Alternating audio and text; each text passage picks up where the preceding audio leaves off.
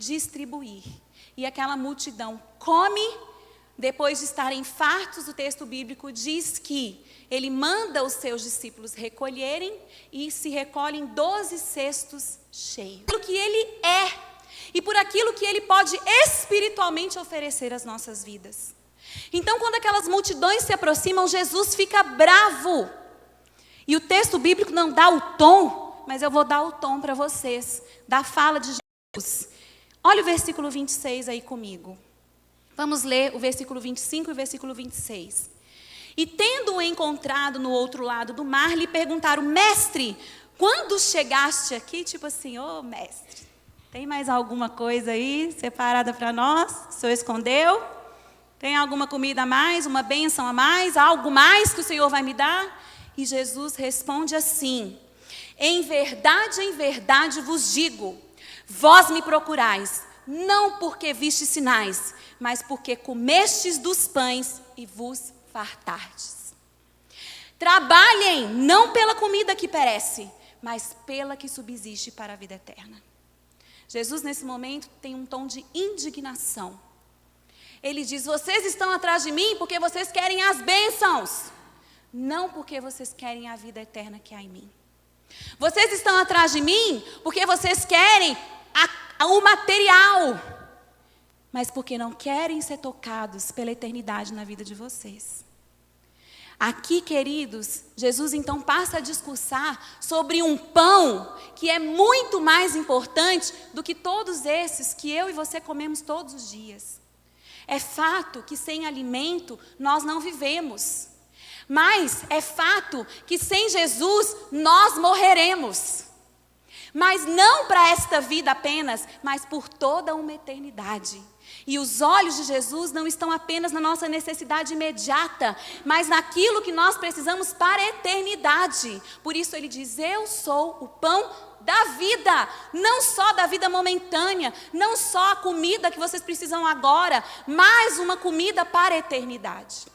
E o foco aqui, queridos, então, deixa de ser o alimento físico para se tratar de um alimento espiritual, do qual eu e você temos necessidade. Pode passar, Ziza. A metáfora do pão também, vale a pena a gente pensar o que precisa ser feito com o pão, né? Como que se faz um pão? E por que Jesus foi tão repetitivo nessa dimensão do pão da vida? Primeira coisa, queridos, depois que você junta os ingredientes do pão, e isso serve para qualquer pão, pão de queijo também, todo bom pão, ele é insistentemente amassado. Quem aqui sabe fazer pão? Levanta a mão. Estou mentindo, dona Domi? Um bom pão é só misturar lá e pôr passar? Ele tem que ser, na minha terra fala sovado, né? Sovado, amassado. E queridos, eu não sei vocês, mas eu passei um período na Amazônia e nós não tínhamos pão, porque nós morávamos nas comunidades ribeirinhas, então a gente tinha que fazer o nosso pão. E é muito cansativo fazer pão. E eu gostava, então eu sempre ficava com o pão, né? Olha, ganhei uns muque aí por causa dos pão que eu fiz na Amazônia, viu? De tanto que a gente amassa e amassa e amassa. Então, quando Jesus diz que Ele é o pão, Ele também está dizendo a respeito do que Ele, enquanto ser pão da vida, iria passar. Pode passar, Aziza. Jesus está dizendo: eu sou o pão que desceu do céu, eu sou o pão da vida, o pão que vai passar por sofrimentos, o pão que sofreu martírio, o pão que foi humilhado, o pão que foi ali exposto. E eu quero dizer para você, quando o pão vem cheirosinho, quentinho, a gente não lembra do padeiro que fez. Mas tem todo um trabalho por trás desse pão. E aqui vale nós pensarmos que, se Jesus é o pão da vida, e nós vamos nos alimentar deste pão, nós não vamos não participar deste processo de sermos amassados também. Aqui compete nós entendermos que, como bem o Emerson pregou no domingo passado à noite, no mundo nós teremos aflições. Você vai ser amassado sim, quer seja no ônibus, no metrô, no trem, né? Quer seja nas suas lutas, nas dificuldades familiares, no seu trabalho, na pressão, na dificuldade, na crise que o mundo vive, nós vamos ser amassados. Mas isso não quer dizer que nós vamos ser destruídos. Porque um pão, quanto mais amassado é, mais liga ele dá, mais força ele tem, maior ele fica. Então eu quero dizer para você nessa noite, meu irmão, minha irmã, crise, amasso, dificuldades são oportunidades de nós crescermos em Cristo Jesus e de vislumbrarmos que algo novo está para surgir. Pode passar, Aziza. Segundo, o pão precisa fermentar. Lá em Minas fala descansar. Deixa o pão. Gente, uma vez eu fiz pão de cebola da receita da minha sogra, que é maravilhosa. Só que eu esqueci de deixar descansar. Quando eu passei, o pão virou um biscoito, né? Aquela coisa bem crocante. E não deu para comer. Porque o pão tem que descansar. Mas esse descanso, ele é um descanso ativo. Porque enquanto o pão está descansando, os levedos ou levedos estão trabalhando. Eles estão trabalhando. Existe um movimento ali, né? Dessas substâncias ali, para que aquele pão ele vá crescendo. E enquanto eu estava pensando nisso, pode deixar, Isis, eu comecei algumas perguntas, né? Como eu sempre estudei pelo método indutivo da Bíblia, que os teólogos não me ouçam, porque eles gostam muito do método dedutivo, né, meu sogro? Mas eu gosto do indutivo também. A gente faz perguntas para o texto. E eu comecei a me perguntar, peraí, então se Jesus está dizendo que ele é o pão, e que ele precisou descansar, e esse descanso pode ser remetido à morte de Jesus, porque ele morreu, não é verdade? Alguém sabe me dizer o que Jesus fez durante os 3 dias que ele esteve morto? Você já pararam para pensar nisso? Ele morreu, mas ele é eterno. O que ele fez durante esses 3 dias? Onde que ele estava? Abra aí comigo, meu irmão, minha irmã. Abra sua Bíblia aí em 1 Pedro 3, versículos 18 a 22. É uma pegadinha. O que Jesus fez? Não é verdade? Ele é eterno. Onde que ele está? 35 de João, capítulo 6. Declarou-lhes, pois, Jesus, eu sou o pão da vida. O que vem a mim jamais terá fome. E o que crê em mim jamais terá sede. Olha o versículo 36. Porém, eu já vos disse que, embora me tenhais visto... O que está escrito aí? Não credes. E aqui, queridos, é onde entra a minha parte e a sua parte, que é a fé. É a fé. É muito bonito quando a gente vem no culto e essa palavra ela enche nossos corações. Eu amo a pregação. Domingo passado eu saí daqui falando para o Thiago, gente, o Emerson tem que pregar todo domingo. Eu vou colocar ele na escala pastoral. Posso, pastor? Vou colocar, porque que palavra serena, que palavra tranquila, sonho. Gente, eu saí daqui assim, olha, sonhando. Literalmente, não com outro filho, viu, Emerson? Esse sonho eu não tenho mais. Minha sogra cai aqui caída, ó, já até arregalou, se vocês viram a cara da minha sogra agora. Quando eu falei de outro filho, vocês iam entender. Não é esse sonho, mas sonhando os sonhos de Deus para a minha vida. Eu quero que os sonhos de Deus se concretizem na minha vida. Que bênção, queridos, mas eu preciso ter fé. Só que a palavra de Deus diz que a fé é um dom de Deus. Então, se está faltando fé na sua vida, para crer neste pão da vida, você precisa pedir a Deus fé. Fé de que a palavra de Deus diz que nunca vi um justo mendigar o pão. Não vai faltar comida na sua casa, em nome de Jesus. Porque nós servimos a um Deus que prometeu isso.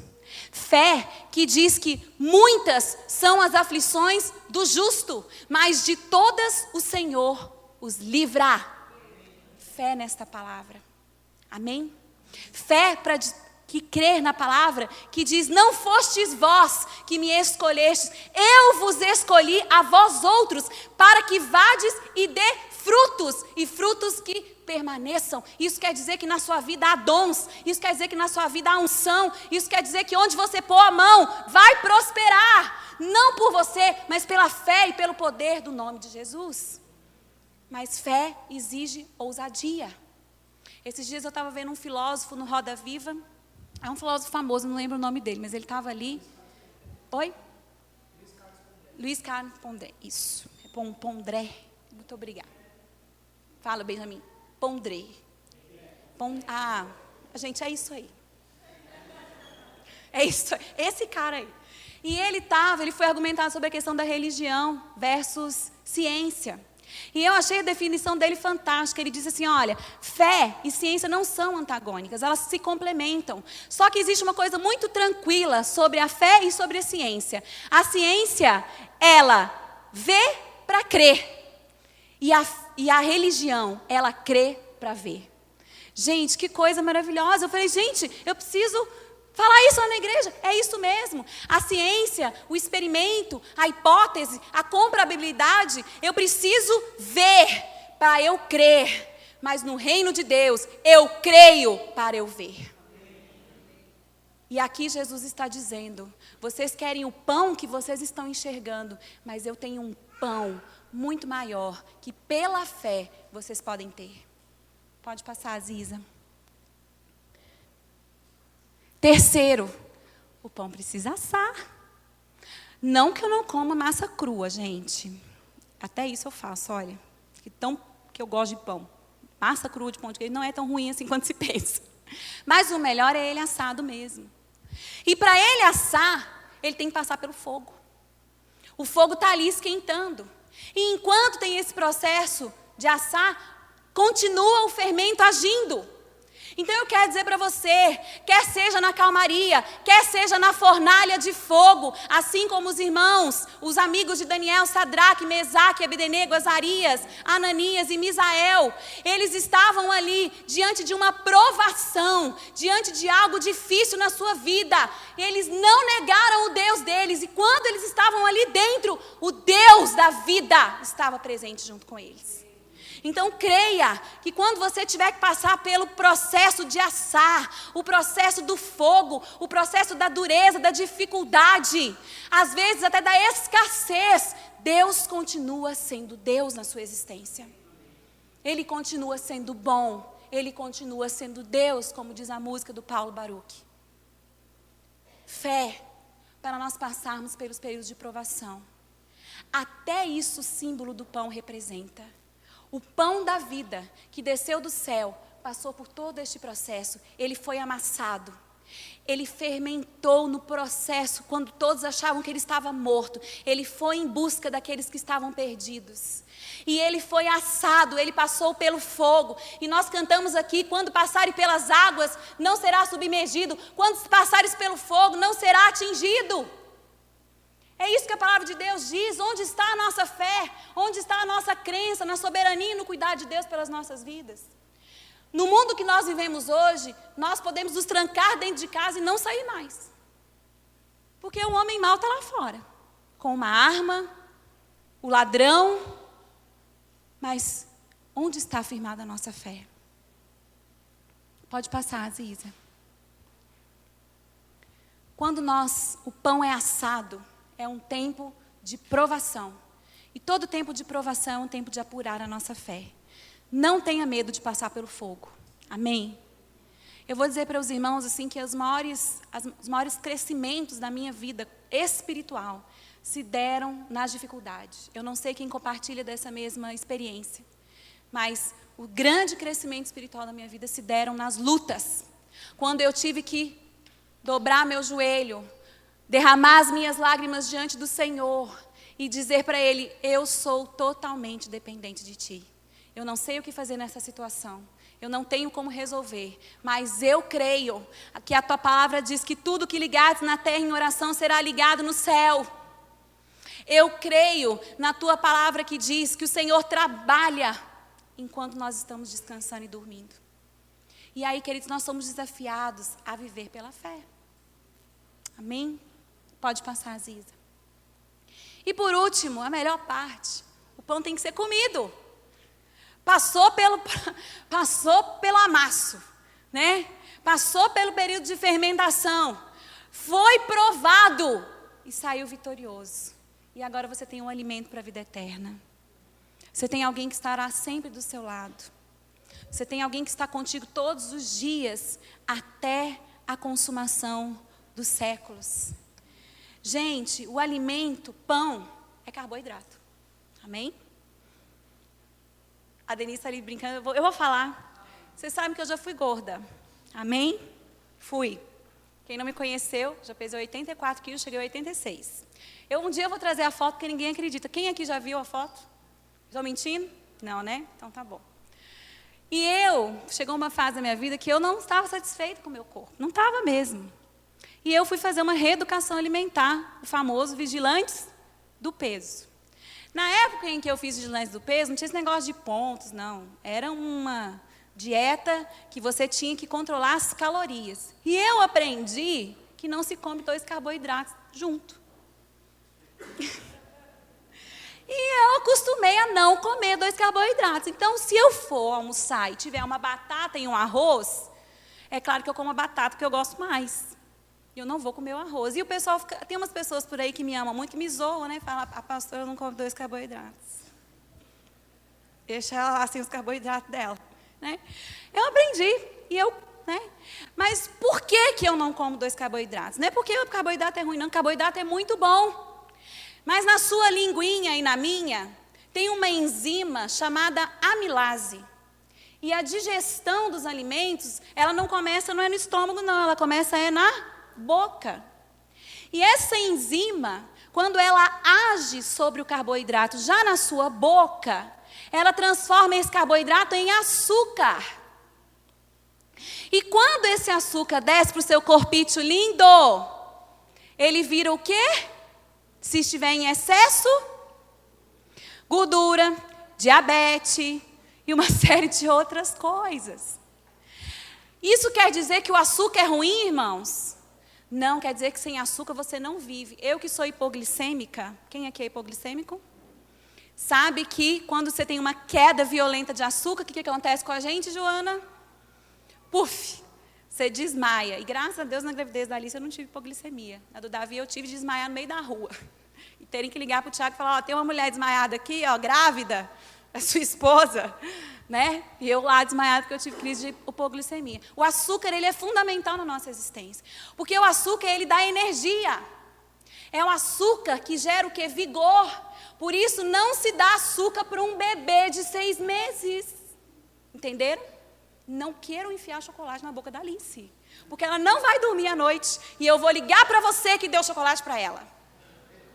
Eu vou falar, vem aqui para ficar com ela de madrugada. Porque ela está ligadona. Tá, no todo vapor aqui, né? Porque açúcar traz energia. O açúcar, então, queridos, vivifica, potencializa.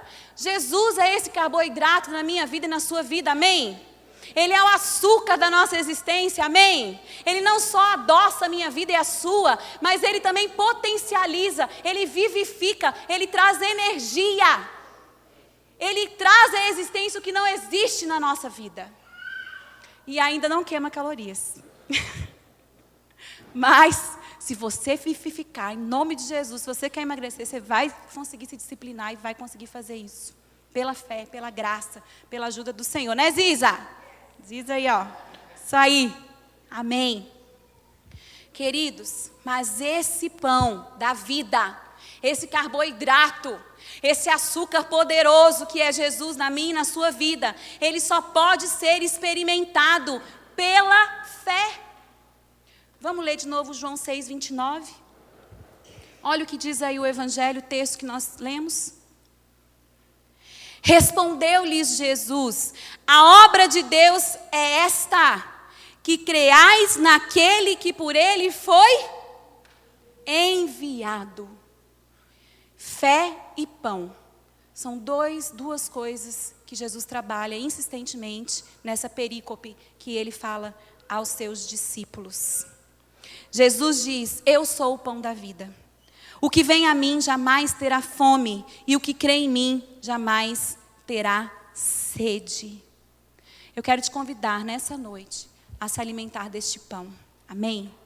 Nós temos aqui, queridos, um pão maravilhoso. Não sei se eu posso levar para minha casa depois. Com uma manteiguinha, um cafezinho, vai ficar bom demais. Provavelmente Dona Alda que fez esse pão. Um pão maravilhoso. Você vai comer esse pão essa noite. E ele é importante para a sua saúde, para vivificar a sua vida, para que você tenha energia. Mas não é desse pão que nós estamos falando. Este pão é um símbolo. Nós estamos falando deste pão aqui, o pão da vida. o pão que desceu do céu e que só pode ser experimentado pela fé. E talvez a sua fé nessa noite esteja abalada pelas dificuldades, pelas provações, pelos amassos que você tem passado na sua existência. Mas eu quero dizer para você, fica firme no Senhor. Não desista. Porque Deus, Ele usa, inclusive, a aprovação da nossa vida para se manifestar na nossa existência. Ele é um Deus provedor. Ele conhece as nossas necessidades. Tem um cântico que eu tenho cantado durante essa semana. O Vida não ensaiou não, mas vocês vão cantar assim mesmo. E esse cântico tem falado muito. Sabe por quê, queridos? Eu quero dizer para vocês, vale a pena seguir a Jesus. Amém? E muitas vezes nós não compreendemos os caminhos do Senhor. Esse cântico diz assim, olha, não compreendo os teus caminhos, Senhor, mas eu vou te dar a minha canção. Doces palavras eu vou te dar, porque você me sustenta na minha dor. Me sustenta no momento de ser amassado, no momento de passar pelo fogo. Mas isso me leva para perto de ti. E o final desse cântico diz que vai valer a pena. Eu creio. Quem crê que vai valer a pena, se coloque em pé. Nós vamos cantar esse cântico e você vai cantar ele profeticamente. Vai valer a pena. Vale a pena se alimentar do pão da vida que é Jesus. Vale a pena confiar neste pão. Lucas, ajuda aí também. Vale a pena a gente passar pelas provações. Vale a pena, muitas vezes nós sermos humilhados.